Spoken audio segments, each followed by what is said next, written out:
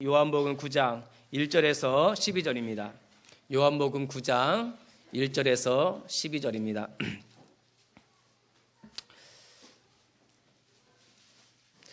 예수께서 길을 가실 때에 날 때부터 맹인된 사람을 보신지라. 제자들이 물어 이르되 랍비여, 이 사람이 맹인으로 난 것이 누구의 죄로 인함이니까? 자기니까 그의 부모니까? 예수께서 대답하시되 이 사람이나 그 부모의 죄로 인한 것이 아니라 그에게서 하나님이 하시는 일을 나타내고자 하심이라. 때가 아직 낮음에 나를 보내신 이의 일을 우리가 하여야 하리라. 밤이 오리니 그때는 아무도 일할 수 없느니라. 내가 세상에 있는 동안에는 세상의 빛이로다. 이 말씀을 하시고 땅에 침을 뱉어 진흙을 이겨 그의 눈에 바르시고 이르시되 실로암 못에 가서 씻으라 하시니, 실로암은 번역하면 보냄을 받았다는 뜻이라. 이에 가서 씻고 밝은 눈으로 왔더라. 이웃 사람들과 전에 그가 거린인 것을 보았던 사람들이 이르되 이는 앉아서 구걸하던 자가 아니냐. 어떤 사람은 그 사람이라 하며 어떤 사람은 아니라 그와 비슷하다 하거늘 자기 말은 내가 그라 하니, 그들이 묻되 그러면 네 눈이 어떻게 떠졌느냐. 대답하되 예수라 하는 그 사람이 진흙을 이겨 내 눈에 바르고 나더러 실로암에 가서 씻으라 하기에 가서 씻었더니 보게 되었노라. 그들이 이르되 그가 어디 있느냐. 이르되 알지 못하노라 하니라. 아멘. 옆에 분과 인사 나누겠습니다. 주님이 함께 계십니다. 아멘. 자, 문제를 축복으로 바꾸라. 문제를 축복으로 바꾸라는 제목으로 하나님 말씀 증거하도록 하겠습니다. 자, 오늘은 가정의 달 5월입니다. 벌써 5월이 되었고 오늘은 어린이 주일입니다. 누구나 가족 모두가 한 사람 한 사람이 행복하기를 바라죠. 근데 가족 중에 한 사람이 불행하면 전체가 다 불행해지더라고요. 특히 자녀 중에 한 명이 아프면은 모든 가족이 다 힘들어하는 경우가 참 많이 있습니다. 오늘 방송해 봤는데 그 부활의 가수 김태원 씨 그 소개하는 방송을 봤습니다. 근데 그 김태원 그 사람이 딸이 있고 그 밑으로 남동생이 있어요. 이렇게 아들과 딸 이렇게 남매를 뒀는데 그 딸은 건강해요. 근데 그 동생 아들이 자폐아동이라. 자폐아동이니까 그 부모가 온통 그 아들한테만 신경을 가는 거예요.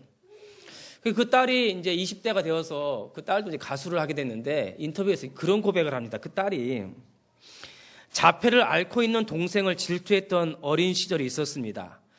그리고 제가 노래를 시작한 이유는 외로웠고 가족이 저에게 필요했기 때문입니다.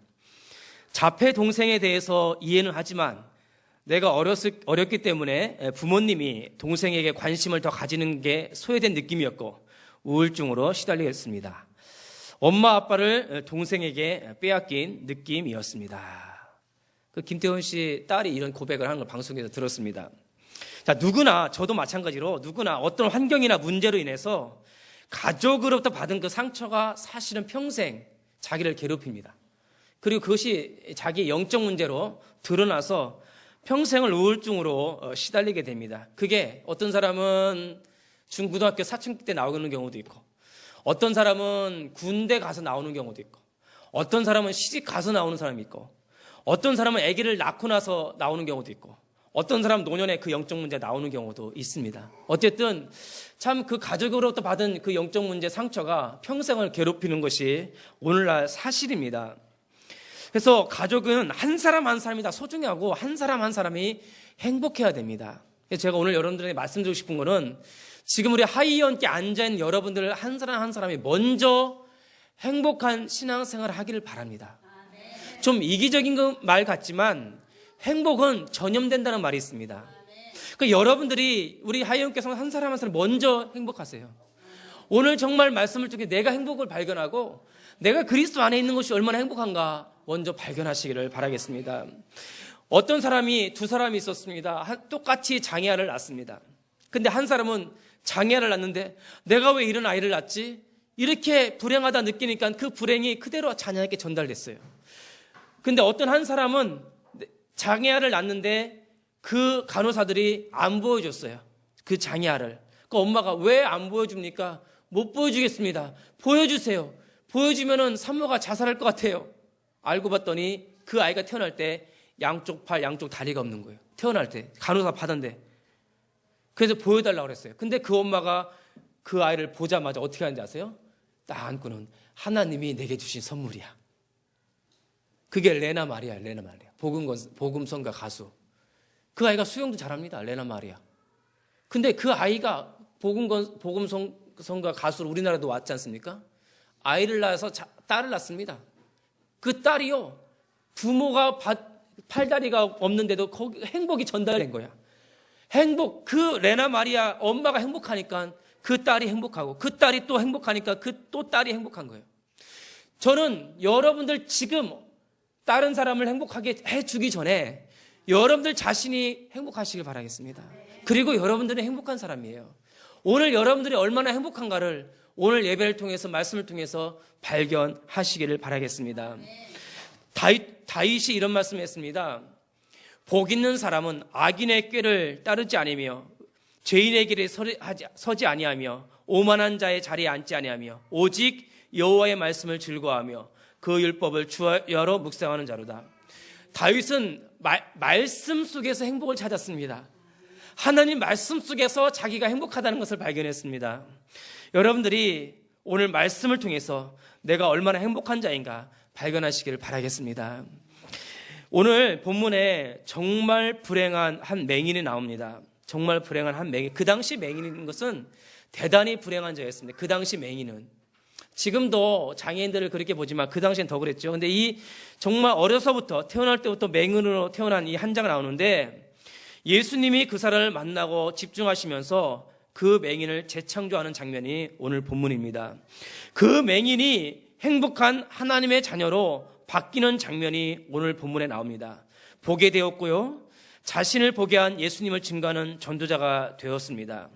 그 맹인은 평생 예수님을 기억하고 묵상했을 것입니다. 자, 오늘 이 본문을 통해서 여러분들의 문제 하나하나가 다 행복으로, 축복으로 바뀌는 재창조의 시간이 되시기를 예수님의 이름으로 축원드립니다. 아멘. 자, 그러면 첫 번째로 문제를 축복으로 재창조하시는 그리스도입니다.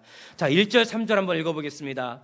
예수께서 길을 가실 때에 날 때부터 맹인된 사람을 보신지라. 제자들이 물어 이르되 랍비여, 이 사람이 맹인으로 난 것이 누구의 죄로 인함이니까? 자기니까? 그의 부모니까? 예수께서 대답하시되 이 사람이나 그 부모의 죄로 인한 것도 아니라 그에게서 하나님이 하시는 일을 나타내고자 하심이니라. 날 때부터 맹인된 사람, 이라고 했어요. 날 때부터 맹인된 사람. 어저께 TV를 봤는데, 어저께 TV 봤는데 그 프로그램이 잠깐 생각이 안 나는데, 어떤 여학생이, 대구에서 여학생이 나와서 엄마랑 이제 이렇게 이야기를 하는 거예요. 주고받이. 그 프로그램에서 갑자기 생각이 나네. 응? 동상이몽이에요. 동상이몽이라는 프로그램인데, 그 딸이 그렇게 욕을 많이 하는 거야. 밖에서도 욕을 하고 집에서도 욕을 엄청 하는 거야. 제가 얘기해 볼 테니까는 이게 뭔 말인지 한번 맞춰보세요. 우리 학생들은 빼고. 빠빠에서 썸남을 만났는데 에바가 심하더라. 중고등학생 무슨 말이에요? 빠빠에서 썸남을 만났는데 에바가 심해서 난 걔가 싫어. 무슨 말인지 모르시죠? 파리바게트에서 좀 연락하는 남자를 만났는데 좀 사귀고 연락하는 남자 많은데 너무 오버하더라. 오버가 좀 심하더라. 요즘 애들은요, 은어 쓸 뿐 아니라 욕이 시옷, 비읍, 무슨 말입니까? 시옷, 비읍. 지읒, 리을. 입에 아주 그냥 욕이 착착 붙어요. 그 여학생이 욕을 착착착착 붙는 거야, 입에. 그러니까 엄마는 너는 어떻게 집에서 이렇게 욕을 쓰냐. 근데 자기가 왕따를 당해서 욕을 하게 됐다는 거예요. 근데 왕따를 당한 이유가 뭐냐? 자기가 눈이 작아서 놀림을 받았다는 거예요. 결론적으로 쌍수를 해달라는 거예요. 쌍수가 또 무슨 말인지 모르죠. 쌍꺼풀 수술을 해달라는 거예요. 날 때부터 쬐끄맣게 태어났는데 어쩌라고. 날 때부터 쬐끄맣게 나왔어. 그걸 놀림을 당해서 왕따가 됐는데 자기가 이기려고 욕을 막 해댔다는 거예요. 욕을. 그러므로 자기 욕을 고치려면 쌍수를 해달라는 거예요. 날 때부터. 쌍꺼풀 수술은 좋아요. 쌍꺼풀 찢으면 되니까. 이 키 작은 거는 뺄 수도 없어. 그러니까 이게 날 때부터 그런 게 있어요. 그러니까 날 때부터 왜 이런 집안에서 태어났나? 왜 날 때부터 이런 부모를 만났나? 왜 날 때부터 이 사람은 맹인이 되었는가? 근데 그거는 본인의 책임도 아니고 사실은 부모의 책임도 아니에요. 부모가 눈이 작아서 나왔는데 그분은 그 부모, 또 그분은 그 부모. 그럼 도대체 누구 책임이에요? 그 맹인이 자신이 맹인으로 태어나고 싶어서 태어난 것도 아니고 그 부모도 맹인으로 낳고 싶어서 맹인을 낳은 것도 아니에요. 누구도 이 맹인을 정죄하거나 판단할 권한이 없습니다. 그리고 나는 왜 이런 집안에서 이런 부모 밑에서 이런 모습 태어났는가 신세 한탄하는 사람이 많이 있는데 본인에게서 부모에게서 환경에서 그 책임을 찾으면 그것엔 답이 없습니다. 답이 문제를 그런 데서 사람에게서 환경에서 찾으면 답이 없어요. 저도 마찬가지죠. 저희 아버님이 청각장애인으로 태어났지만 저는 그 문제를 창세기 3장에 찾았습니다. 창세기 3장에서 그 문제를 찾은 것입니다. 창세기 3장 내용에 첫사람 아담과 하와가 하나님 말씀에 불순종, 말씀에 불순종, 여기서 왔구나. 선악과를 따먹으러 하나님을 쫓겨남, 하나님에서 떠난 데서 모든 문제가 시작이 됐구나. 마귀와 죄를 따라가는 죄인의 신분이 된 데서부터 인간의 모든 불행이 시작되는 것을 깨닫게 된 데서부터 저는 해방받았어요. 모든 문제가 창세기 3장에서 시작됐다는 것을 발견하고 나서부터 자유를 얻었습니다. 인간의 문제는 육신적인 문제가 아니라 영적인 문제구나. 영적인 문제는 딱 발견하니까요, 해방받았고 자유를 얻었습니다. 이게 하나님 떠난 문제구나. 죄 문제요, 사탄 문제였구나. 이 영적 문제를 해결하지 않으면 그 여학생이 눈을 찢어도 또 영적 문제 와요. 쌍수를 해도 또 문제 와요. 열을 고쳐도 또 와요. 영적 문제는 반드시 옵니다. 그렇기 때문에 우리의 문제는 창세기 3장에서 왔다는 것을 꼭 아셔야 됩니다. 이 영적 문제를 반드시 해결받아야 됩니다. 그때 제자들이요, 예수님, 이 맹인된 것이 본인의 죄 때문이에요? 부모님의 죄 때문이에요? 이렇게 또 물어봅니다. 자, 근데 예수님께서 맹인 그 본인의 죄 때문도 아니요, 부모의 죄도 아니라고 그렇게 얘기를 하죠. 자, 여러분들 반드시 창세기 3장에서 문제를 찾으시기를 바라겠습니다. 자, 이때 예수님이 그 앞을 지나가시는 거예요. 그게 하나님의 타이밍이에요. 하나님의 시간표예요. 그때 예수님이 그 앞을 지나가시는 거예요. 지나가시면서 예수님이 세 가지를 보셨어요.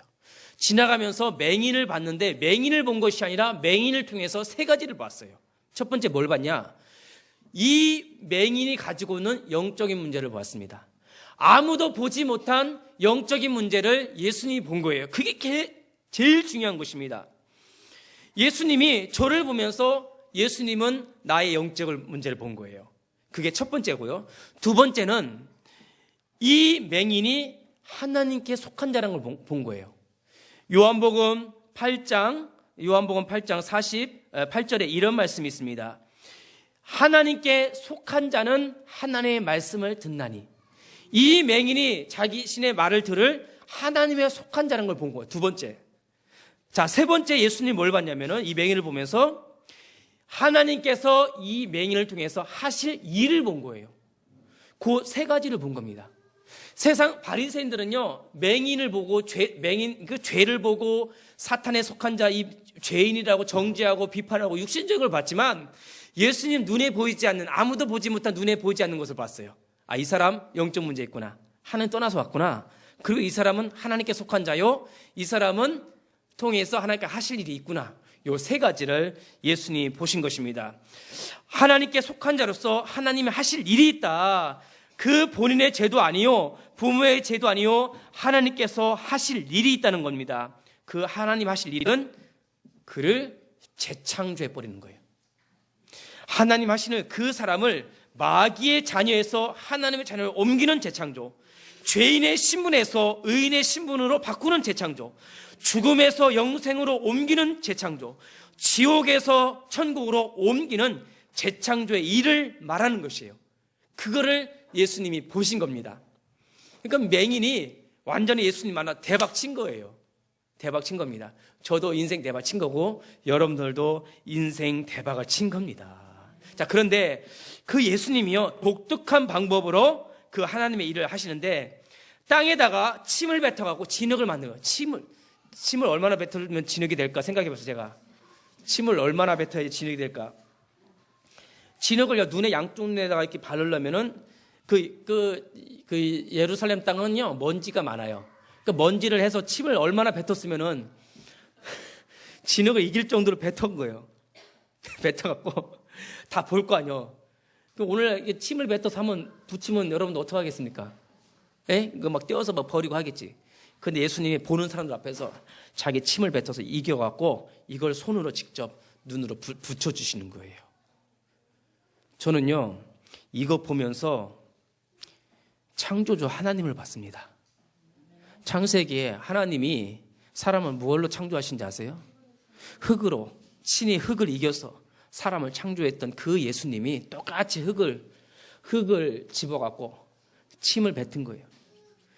그 하나님이 아담과 하와를 만들 때 흙으로 그 사람을 만들었는데 사탄이 이 자기 형상대로 만드는 인간을 유혹을 해서 하나님 떠나게 해서 죄짓게 해서 마귀 자식을 만들어 이 하나님의 형상을 참 불행하게 이 맹인으로 태어나서 가난과 저주 가운데 태어난 이 영혼을 딱 보면서 자기가 침을 뱉어서 흙을 만져서 그 눈에다 붙여주시는 거예요.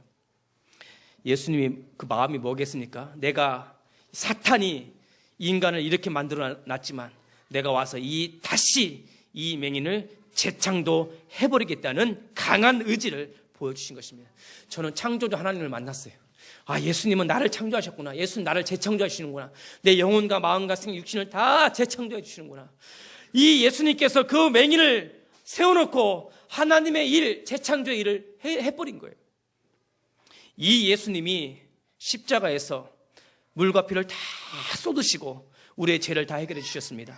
부활하셔서 사탄을 결박하고 하나님 만나는 길을 열어주셨습니다. 그 재창조하신 하나님이 저와 여러분들을 완전히 재창조해 주셨어요. 이게 보통 말이 아닙니다. 누구든지 이 복음을 믿고 예수님을 영접하는 순간 성령을 선물로 받습니다.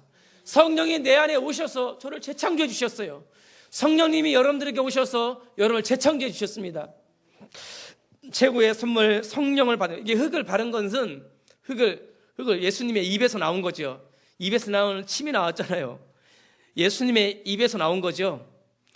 성경에 보면은 하나님이 그 코에다 생기를 불어넣으니 생명이 된지라. 부활하신 예수님의 승천하신 다음에 예수님 하나님께 성령을 받아서 성령을 부어주셨다. 그 성령이 내게 여러분 각자에게 다 임해버렸습니다. 그 여러분들을 하나님의 자녀로 재창조해 버린 것입니다. 누구도 정죄할 수 없어요. 누구도 비판할 수 없어요. 외모, 배경, 장애 그 어떤 것 가지고도 그를 비판하거나 정죄할 자격이 없습니다. 왜? 예수님이 저와 여러분들을 재창조해 버렸어요. 성령을 부어주시고 하나님의 자녀로 삼아 주셨습니다. 그러니까 여러분 당당하세요. 그냥 눈이 작으면 그래 나 눈 작다라고 대들으세요. 그냥 눈 작으면 어때요? 작게 하늘 만들어 주셨는데 여러분 좀 부족하면 어때요? 예수님이 함께 하시는데 예수님 나와 함께 하시고 나를 동행하시고 함께 하는데 눈이 좀 작으면 어때고 말 못하면 어때고 듣지 못하면 어때고 키가 좀 작으면 어때고 가난하면 어때요? 괜찮아요. 왜? 예수 그리스도 안에 있는 행복입니다. 여러분들은 이미 예수 그리스도 안에 있기 때문에 행복한 자예요. 눌리지도 말고 어떤 말에도 시험 들지도 말고 오직 당당하게 이 행복을 누리시기를 바라겠습니다.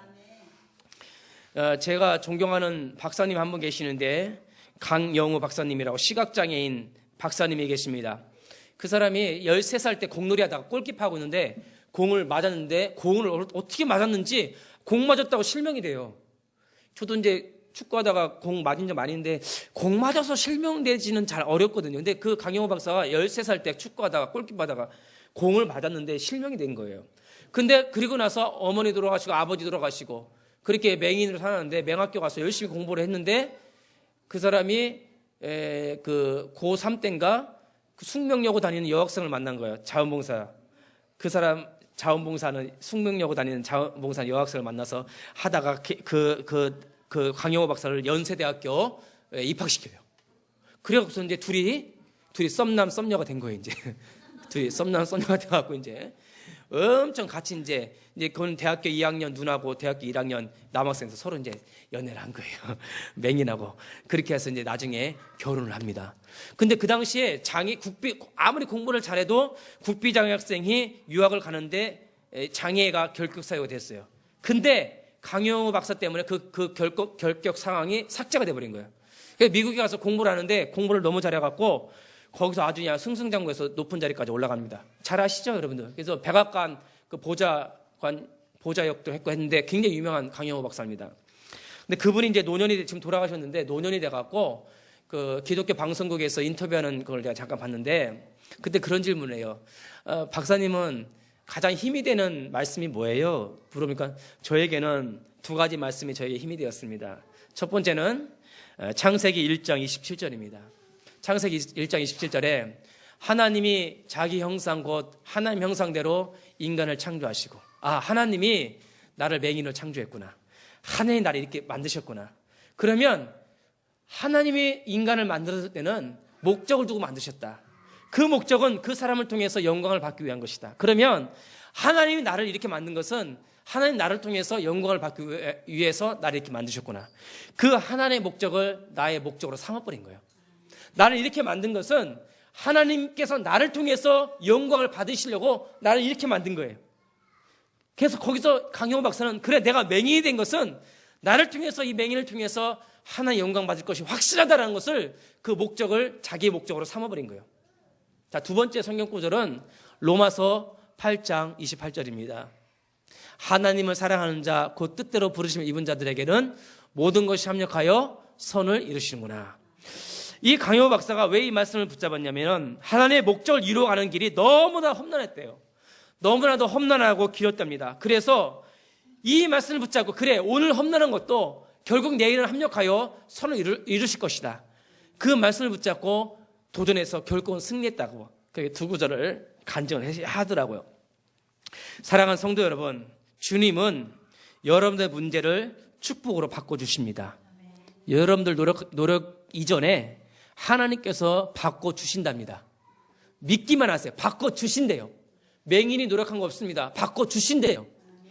여러분, 말씀을 믿는 믿음으로 얼마든지 바꿔줄 수 있습니다. 믿기만 하면 됩니다. 그러므로 여러분들 오늘 이 말씀을 가지고 여러분들의 삶을 성공시키시기를 바라겠습니다. 오늘을 축복으로 재창조하는 재창조의 주역이 되시기를 예수님의 이름으로 축원드립니다. 자, 두 번째로는 말씀을 실현시키는 맹인의 믿음입니다. 자, 9절 한번 보세요. 이르시되 실로암 못에 가서 씻으라 하시니 실로암은 번역하면 보냄을 받았다는 뜻이라. 이에 가서 씻고 밝은 눈으로 왔더라. 자, 10절 11절에도 그들이 묻되 그러면 네 눈이 어떻게 떠졌느냐 대답하되 예수라 하는 그 사람이 진흙을 이겨 내 눈에 바르고 나더러 실로암에 가서 씻으라 하기에 가서 씻었더니 보게 되었더라. 자, 이 맹인은요, 예수님께서 자신에게 흙을 발라주시고 실로암 연못에 가서 눈을 씻으라는 그 말씀에 순종을 했습니다. 말씀을 듣고 믿음이 생긴 거죠. 믿음이 그를 움직이게 한 거예요. 믿음이 그를 움직여서 씻게 한 거예요. 자, 씻게 했다는 것은 그가 하나님께 속한 자였죠. 그래서 그 맹인은 믿음으로 말씀을 실현시킨 겁니다. 믿음으로 말씀을 실현시켜라. 믿음이 없이는 하나님의 말씀을 성취가 안 되는 거죠. 믿음이 없이는 행동도 나오지 않습니다. 믿음이 없이는 하나님의 약속을 실현시킬 수가 없어요. 자, 이 맹인은요, 믿음으로, 신뢰함으로 가서 말씀에 의지해서 눈을 씻은 거예요. 이때 성령께서 역사하신 거죠. 그 눈이 밝아졌습니다. 근데 눈이 밝아진 게 아니에요. 그의 영혼이 밝아진 겁니다. 그의 영혼, 흑암이 싹 사라진 거예요. 눈이 싹. 그러니까요, 이게요, 하나님께서 이게 육신적인 것도 중요한 것 같아요. 육신적인, 그러니까 눈도 좀 찢을 거 있으면 찢으시고, 또 분도 좀 바르시고, 좀 건강도 회복하시길 바라겠습니다. 그러니까 영육간에 다 중요한 것 같아요. 재창조라는 것은 영적인 재창조, 육신적인 재창조 다 재창조하는 것입니다. 자, 근데 이 하나님은요, 여러분을 통해서 한 가지를 보기를 원하시는데, 말씀을 실현시키는 것은 하나님인데요, 하나님은 여러분들의 믿음을 보기를 원하세요. 아브라함이 75세 될 때까지 아들이 없었어요. 아들이. 참, 여러분, 아들을 낳으면 그렇게 좋으세요? 아들이 있으면 좋으세요? 참, 여자들은요, 우리 엄마들은 좀 편애하는 것 같아.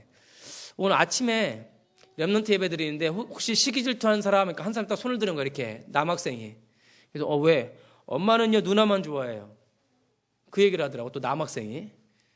또 어떤 여학생은요, 어저께 그 여학생은 엄마는 아들만 사랑해. 아들만 특별히 사랑해. 이상하게 우리 한국 사람들은 아들을 그렇게 사랑해요.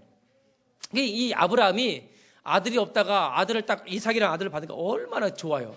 그러니까 이 아들을 딱 잘 키웠는데 하나님께서 이 이삭을 딱 보면서 앞으로 이삭을 통해서 낳고 예수님을 보내실 건데, 이삭은 하나님 입장에서 굉장히 중요한 아들이었는데 이 이삭을 바치라는 거예요. 하나님께서는 아브라함의 믿음을 보기를 원했어요. 이 아들을 바치라. 그때 이 아브라함이요, 주저하지 않고 이 이삭을 하나님께 바쳐버립니다. 하나님은요, 합격! 도장을 꽉 찍어버리는 거예요. 하나님은 아브라함의 믿음을 보기를 원하신 거예요. 말씀을 실현시키는 믿음의 도장을 딱 찍은 겁니다.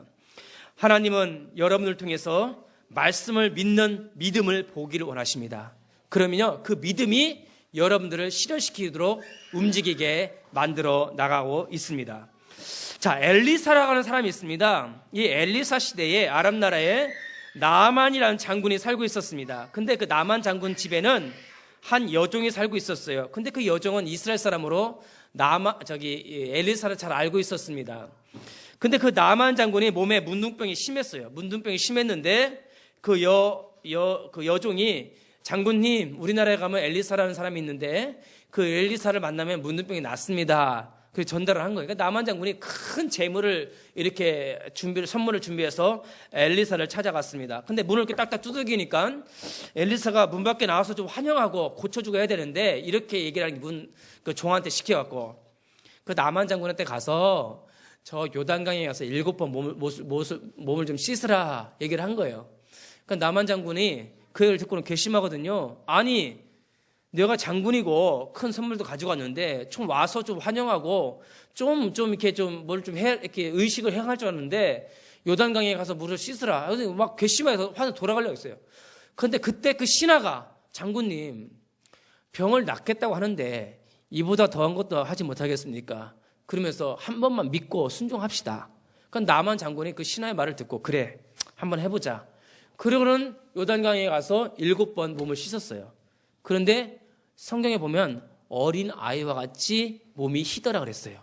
그러니까 나만 장군이 그 경험을 하고는 엘리사 앞에 물을 확 끓어버리잖아요. 하나님 앞에 물을 확 끓어버리잖아요. 뭐냐? 말씀을 믿는 믿음이 여러분의 삶을 행복하게 만들어버립니다. 말씀을 믿는 그 믿음이 맹인의 눈을 재창조해버린 겁니다. 말씀을 믿는 믿음을 날마다 고백하시기를 바라겠습니다. 부족하세요? 나는 그리스도인이에요. 부족하지 않습니다. 믿음의 고백만 하시기를 바라겠습니다. 이 맹인이 눈을 뜨자 많은 사람들이 그를 바리새인에게 데려가 갑니다. 근데 바리새인들은요, 누가 이렇게 했느냐?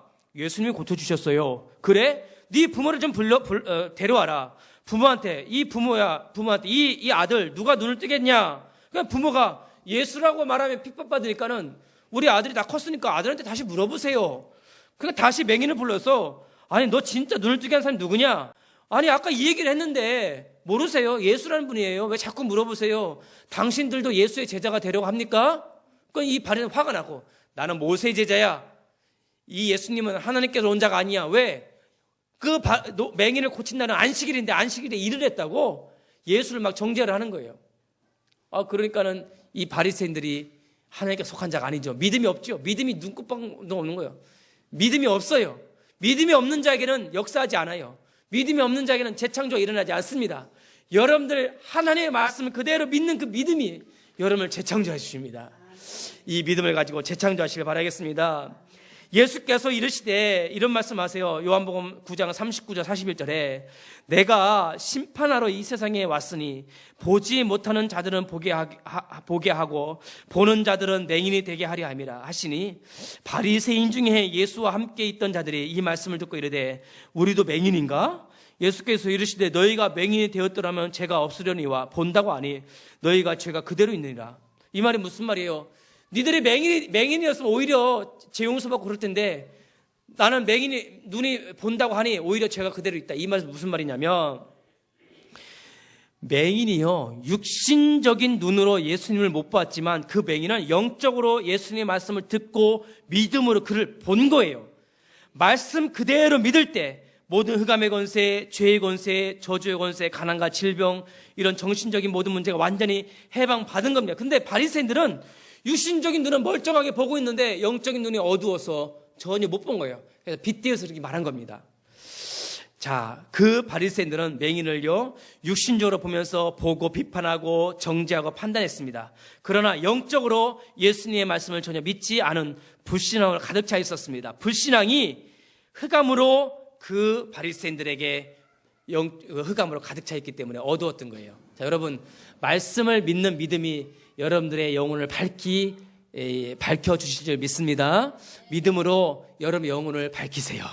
그래서 말씀을요 조금만 믿어도 묵상만 해도 여러분 영혼이 밝혀서 영적인 문제가 딱 보여. 아, 이거는 영적 문제구나, 내 문제가 아니구나, 이렇게 예수님께 집중하게 되는 것입니다. 믿음으로 말씀을 나의 삶에 실현시켜라. 말씀을 삶에 그대로 적용할 때 그 말씀이 저와 여러분들을 재창조하여 주십니다. 그러면 이제부터 제가 하는 대로 하시면 돼요. 이 말씀을요 그냥 현장에 가서 읽기만 하세요. 그냥 묵상만 하세요. 그냥 조금만 생각만 하세요. 그러면 여러분의 삶을 재창조해 주실 줄 믿습니다. 그래서 말씀을 실현시키는 맹인의 믿음이 여러분들의 믿음이 되시기를 주님의 이름으로 축원드립니다. 아멘. 자, 결론입니다. 자, 제가 어떤 책을 봤더니 태평양에 우리나라 14배에 달하는 플라스틱 쓰레기 섬이 있답니다. 그 플라스틱 쓰레기 섬이 우리나라 14배나 된대요. 태평양에. 그게 떠다닌대요. 막 버리는 그 쓰레기가 섬을 이룬 거예요. 근데 그게 심각한 오염 물질인데 더 심각한 것은 이 쓰레기를 어떻게 수거할 비용도 없고 무관심하고 그냥 방치해 놓은 상태예요. 그러니까 이제 조류나 물고기들이 그 조그만 그 플라스틱이 먹인 자가 그냥 꿀딱꿀딱 삼킨답니다. 그 뱃속에서 이렇게 소화가 안 돼갖고 사람이 동물들이, 조류들이 배부른 줄 알고 착각해서 음식을 안 먹어서 굶주려서 죽는데요. 굶주려서. 근데 그게 1년에 얼마만큼 많은지 매년 10만 마리의 포유류가 죽고 100만 마리의 조류가 그 플라스틱 쓰레기로 죽는답니다. 어떻게 수거할 방법 없는 거예요. 그런데 오션솔이라고 하는 한 기업에서 쓰레기를 보는 관점을 바꾸기 시작한 거예요. 쓰레기를 보는 시각을 바꿔. 이 쓰레기를 이렇게 보면서 이 쓰레기를 가지고 어떻게 돈을 벌까 이렇게 생각을 했답니다. 그리고는 조리라고 하는, 조리 아세요? 조리? 그 조리, 그 슬리퍼. 조리라고 하는 슬리퍼 하죠. 그 쓰레기가 엄청 많다는 거예요. 거기 보니까. 그 조리라고 하는 쓰레기만 다 수거를 한 거예요. 엄청 많대. 그거를 전부 케냐로 갖고 간 거예요. 케냐로 딱 갖다 놔서 손재주, 그 케냐 사람은 이걸 잘하거든. 그러니까 이걸 가지고 기린, 코끼리, 들소, 이런 걸 만들려고 준 거예요. 이 사람들이 기가 막히게 만든 거예요, 그거를. 그리고 막 엄청난 기린, 이만한 기린, 물소를 막 만들었는데 이게 불티나게 팔렸답니다. 불티나게 팔렸는데 더 놀라운 것은 유럽 사람들이 딱 보니까 예술적 가치가 있다는 거예요. 그러니까 그걸 전부 전시회 좀 해달라고. 그거 팔지 말고 전시해달라고 해서 그걸 전부 사갖고 전시회를 딱 했답니다. 아니, 쓰레기가 돈벌이가 되고 쓰레기가 예술품이 된 거예요. 혹시 여러분들 쓰레기 같은 인생을 사셨습니까? 혹시 쓰레기 같은 인생 있습니까? 죄송합니다. 제 영혼의 바다에, 내 영혼의 바다에 쓰레기들이 둥둥 떠다니고 있어요. 그런데 예수님이 그걸 다 수거해갖고 걸작품을 만들어, 이렇게. 이렇게 예술품으로 가치 있게 만들더라고요. 여러분 인생의 과거에 상처, 아픔과 쓰레기들이 있으니까 주님의 관점으로 보세요. 주님의 시각으로 보세요. 그러면 그걸 재창조해서 돈벌이가 되게. 그리고 그걸 가지고 예수품을 만들었어요. 여러분을 통해서 세계복음만 이루어나가십니다. 이 맹인, 세상 사람들 아무 가치없는 맹인을 하나님께서 재창조해버리고 세계복음화의 제자로 완전히 거듭나버리게 해버립니다. 우리 하이영교 성도 여러분, 제가 오늘 말씀드린 건 뭐냐? 문제를 축복으로 만들라, 이 말은 내가 노력을 하라는 게 아니에요. 그냥 말씀에 귀 기울이고 말씀을 믿기만 하면 주님께서 여러분 인생을 문제를 축복으로 재창조해 주신다는 겁니다. 그러니까 예배 시간에 말씀을 붙잡고 말씀을 묵상하고 그 말씀을 내 것으로 적용만 하면 여러분 인생을 정말 내 인생이 정말 쓰레기같이 가치 없이 느낄지 몰라도 하나님은 아니에요. 예수님은 그걸 가지고 재창조해서 여러 경제도 회복해 주시고 여러분들의 가난함도 다 끝내주시고 여러분들 삶을 부유하고 풍족하게 재창조해 주시는 겁니다. 자녀들뿐만 아니라 여러분 인생을 그래서 세계복음화에 쓰임 받게 해 주신다는 것입니다. 그러므로 24시 말씀을 묵상하고 적용하자. 24시 말씀 속에서 내 모든 것을 재창조하자. 이렇게 생각만 하셔서 세계복음화에 쓰임받는 전도 제자가 되시기를 예수 그리스도 이름으로 축원드립니다. 아멘. 기도하겠습니다. 살아계신 하나님 아버지, 은혜와 사랑 감사합니다. 정말 아무 볼품이 없고 정말 인생을 불행하게 태어난 한 맹인이 예수님을 만났을 때에 그 말씀을 믿고 순종했을 때에 재창조의 역사가 일어난 것처럼 우리 하이원교회 전 성도들이 말씀을 믿고 순종하고 묵상할 때에 우리 예수님께서 재창조하시는 그 손길을 체험하고 증인으로 설 수 있도록 역사하여 주시옵소서. 24시 말씀 인도 받으며 말씀 따라가는 그리스도의 제자가 되도록 축복하여 주시옵소서. 살아계신 예수님의 이름으로 축복하며 기도드리옵나이다. 아멘.